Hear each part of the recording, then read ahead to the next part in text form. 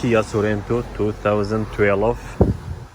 How to replace starter in this car.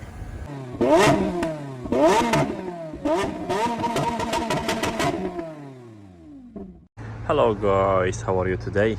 I will show you in this video how to replace starter located under this part. It's located directly under this part. What you need to do to remove starter. You cannot remove under because there is no space, but you can take it off in the top. First you need to remove all this part. You should open all this joint and this one. After this part you should remove this part also. There is one bolt, see, under, and there is two there. There is one of them here in this side, if you see, yeah, that's one, and there is one bolt in the middle, you cannot show it, and there is two bolts under this. I will show you.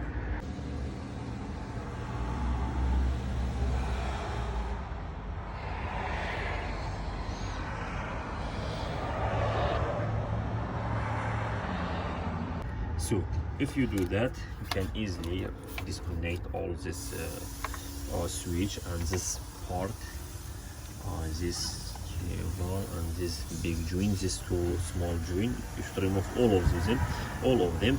Then after that you can easily remove this part. When you remove it, you will see starter under this one.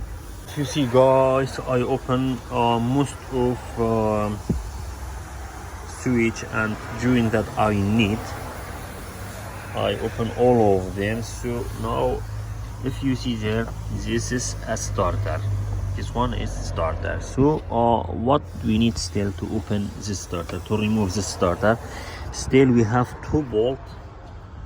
So you see there, I think you see or not, there is this is one, it's like 14, I think it's 14, yeah. I should open both of them, one and second one. After then I can but anyway I can remove from there. So this is an old starter. If you see it, I remove it from its place, then I put a new one. So I will reinstall again and see what will happen.